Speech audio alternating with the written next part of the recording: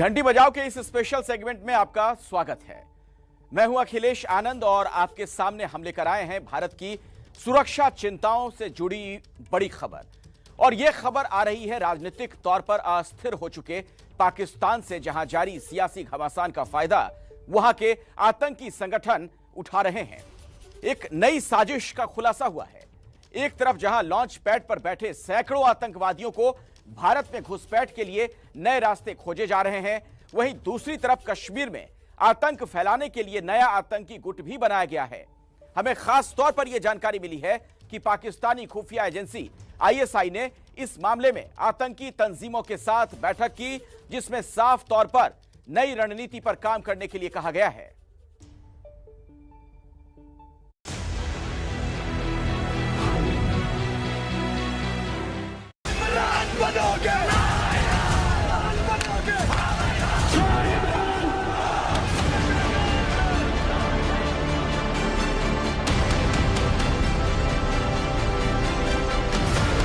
पाकिस्तान में जारी घमासान।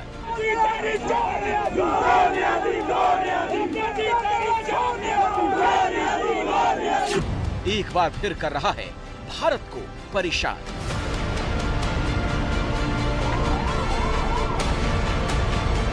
सियासी तंत्र में उठा बवाल।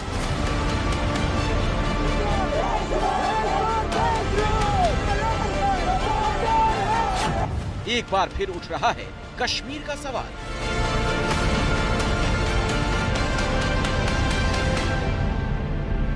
पाकिस्तानी खुफिया एजेंसी आईएसआई अपने दुख से दुखी नहीं है, बल्कि पड़ोसी देश खुश क्यों है वो इस बात से दुखी है। यही कारण है कि अपने देश में चल रहे तमाम सियासी झंझावातों के बीच जहां वो अपने देश को नर्क की आग में धकेलना चाहती है, वहीं दूसरी तरफ वो भारत में भी अपनी साजिशों का जाल बिछा कर रखना चाहती है। जबकि पाकिस्तान के प्रधानमंत्री इमरान खान भारत की विदेश नीतियों का गुणगान कर चुके हैं और अपने देश की साजिशों का बखान कर चुके हैं। Mercifully, we have not seen any major... ये भूलने वाली बात नहीं कि हाल ही में इस्लामाबाद सिक्योरिटी डायलॉग के दौरान दिए अपने भाषण में पाकिस्तान के सेनाध्यक्ष जनरल कमर जावेद बाजवा ने भारत के साथ शांति बनाए रखने की बात की थी। उन्होंने आतंकवाद पर रोक लगाने का दावा भी किया था, मगर हकीकत वही है, ढाक के 3 पात। Pakistan continues to believe in using dialogue and diplomacy to resolve all outstanding issues, including the Kashmir dispute, and is ready to move forward on this front if India also agrees to do so. Qamar Javed Bajwa की इस कथनी से ठीक उलट दिखाई दे रही है पाकिस्तान की करनी। उन्होंने कहा था कि बातचीत के जरिए समाधान ढूंढने की कोशिश में वो आगे बढ़ने के लिए तैयार हैं, अगर भारत भी कदम बढ़ाने को तैयार हो। जबकि हकीकत तो यही है कि भारत हरदम बातचीत का हिमायती रहा है, बशर्ते पाकिस्तान आतंकवाद को बढ़ावा देना बंद करे। घुसपैठ अभी भी जारी है। लॉन्च पैड पर अभी भी आतंकवादी मौजूद हैं। हथियारों की खेप अभी भी हिंदुस्तान में फेंके जाने की तैयारी में है। ड्रोन से ड्रग्स भी भारत में लाए जा रहे हैं, फेंके जा रहे हैं, और कोई भी ऐसा मौका जिससे भारत के अंदर अस्थिरता फैलाई जा सके वो चूका नहीं जा रहा है। तो पाकिस्तान के अंदर कोई बदलाव उस तरीके से देखने को नहीं मिलता जिससे कि हम ये कहें कि बाजवा की कथनी और करनी में कोई मेल है। पाकिस्तान चाहे सुधरने का जितना भी नाटक कर ले, वो अपनी असली फितरत से बाज नहीं आता। भारत की खुफिया और सुरक्षा एजेंसियों के ताजा दस्तावेज पाक की नापाक साजिश का पर्दाफाश कर रहे हैं। खुफिया दस्तावेजों के मुताबिक भारत में अपनी आतंकी रणनीति को नया अमली जामा पहनाने के लिए पाकिस्तानी खुफिया एजेंसी आईएसआई ने मार्च के अंतिम सप्ताह में आतंकवादी कमांडरों के साथ एक बैठक की। इस बैठक में स्पष्ट तौर पर कहा गया कि भारत में घुसपैठ करने के लिए नए नए रूट खोजे जाएं।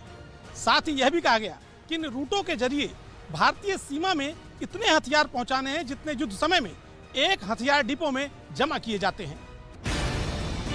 जरा ध्यान से देखिए, पाक की इस नापाक साजिश का दस्तावेजों के हवाले से बड़ा खुलासा। इस खुफिया दस्तावेज में साफ साफ लिखा है कि पाकिस्तानी खुफिया एजेंसी के कर्नल वागरा और आतंकी समूहों के सरगनाओं के बीच बैठक हुई। इस बैठक में हिजबुल मुजाहिदीन का मुखिया सैयद सलाहुद्दीन भी शामिल था। ये बैठक पीओके के एक होटल में हुई और इस बैठक में भारत में आतंक की नई रणनीति का खाका तैयार किया गया। आपको दिखाते हैं ये नई रणनीति है क्या। आतंकी गुट और गाइड घुसपैठ के नए रास्तों का पता लगाएं। नए रास्तों से नारकोटिक्स और आतंकियों को भेजने का काम किया जाए। भारतीय सीमा में युद्ध लायक हथियार रखने के स्टोर बनाए जाएं। ओवरग्राउंड वर्कर बनाए जाएं जो जरूरत पड़ने पर आतंक का साथ दे। आतंकी गुटों की फंडिंग और आर्थिक मदद नए तरीके से की जाए। देखिए, भारतीय सेना ने आतंकवादियों के ऊपर बहुत जबरदस्त प्रहार कर रखा है। इस समय घाटी के अंदर आप देखेंगे कि कोई दिन शायद ऐसा जाता हो जब एक आतंकवादी ना मारा जाता हो, चाहे वो लश्कर-ए-तौयबा के हों, टीआरएफ के हों या और किसी आतंकवादी संगठन के हों। निरंतर इनके ऊपर प्रहार किया जा रहा है, इनको मारा जा रहा है, खत्म किया जा रहा है और इससे पाकिस्तान बुरी तरह बौखला गया है, क्योंकि जितने भी इनके कमांडर थे, पाकिस्तानी मूल के कमांडर, वो कश्मीर में न्यूट्रलाइज कर दिए गए हैं, खत्म कर दिए गए हैं। और इससे जो कमांड एंड कंट्रोल की समस्याएं पाकिस्तान की सेना और आईएसआई के लिए खड़ी हुई हैं आतंकवाद को लेकर, उससे पाकिस्तान बहुत चिंतित था और शायद कहीं इसी दबाव के चलते इन्होंने सीज फायर किया कि सीज फायर की आड़ में हम रीऑर्गेनाइज कर लें, अपने आप को रीग्रुप कर लें। लेकिन सीज फायर को भी अभी काफी समय हो गया है और ऐसा ये भी नहीं दिख रहा कि पाकिस्तान अपने आप को रीग्रुप कर पाया है। खुफिया दस्तावेज बताते हैं कि पाकिस्तानी खुफिया एजेंसी के अधिकारियों ने भारतीय सीमा से लगी आतंकवादी लॉन्चिंग पैडों का निरीक्षण भी किया और इस दौरान उन्होंने पाकिस्तानी रेंजर्स और पाकिस्तानी सेना को स्पष्ट तौर पर निर्देश दिए कि घुसपैठ के समय इन आतंकवादियों की पूरी मदद की जाए। सूत्रों का कहना है कि इन आतंकी पैडों पर इस समय 300 से ज्यादा आतंकवादी मौजूद हैं। ध्यान रहे कि जम्मू कश्मीर में भारतीय सुरक्षा बलों ने लगातार ऑपरेशन चलाकर आतंकी गुटों की कमर तोड़ रखी है और अब इन्हीं आतंकी गुटों को संजीवनी देने का ये है पाकिस्तान का नापाक प्लान। अब जरा ये दूसरा खुफिया दस्तावेज भी देख लीजिए, जिसमें साफ तौर पर कहा गया है कि पाकिस्तान ने अपनी इस नापाक साजिश के तहत कश्मीर में आतंक फैलाने के लिए नए गुटों का गठन भी किया और इनमें से एक गुट है अल नासिर। दस्तावेज साफ तौर पर बताता है इस नए गुट के आतंकियों को भारत में घुसपैठ कराए जाने का पूरा प्लान तैयार है और इस दस्तावेज में ये लिखा भी है कि किस रूट से इन आतंकियों के भारत में आने की आशंका है। पाकिस्तान की ऐसी ही एक नापाक साजिश को आज सुबह ही सीमा सुरक्षा बल ने भी नाकाम किया। बीएसएफ के एक आला अधिकारी ने बताया कि उन्हें सूचना मिली थी कि सीमा पार से आतंकवाद फैलाने के लिए स्मगलर्स के जरिए बड़े पैमाने पर गोला बारूद भारतीय सीमा में पहुंचाया जा सकता है। सूचना के आधार पर बीएसएफ ने सभी अंतर्राष्ट्रीय सीमाओं के चेकिंग पॉइंट्स को अलर्ट किया और सघन तलाशी अभियान चलाने को कहा।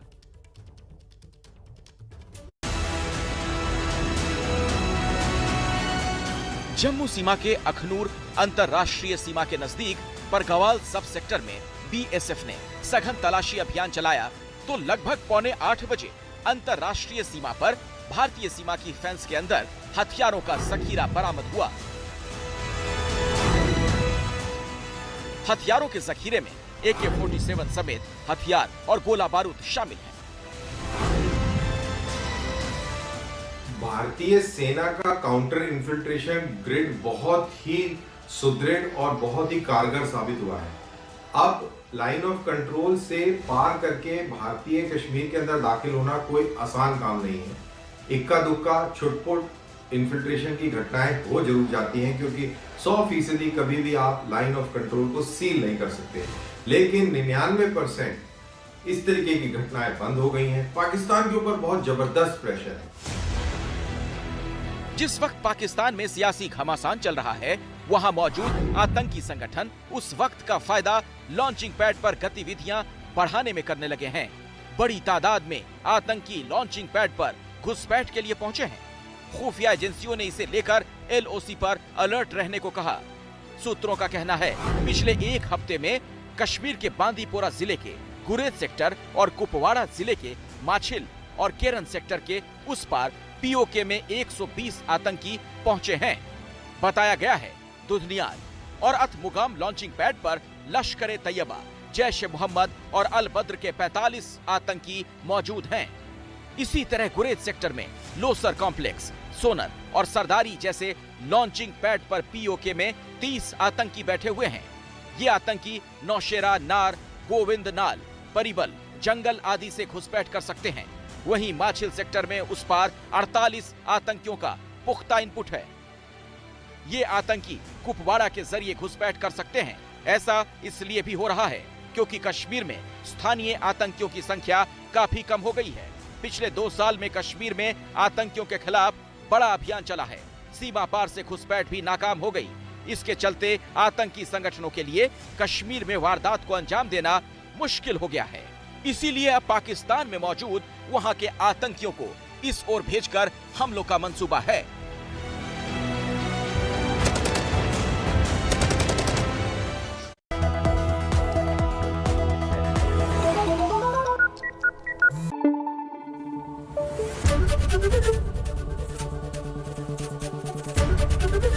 एबीपी न्यूज आपको रखे आगे।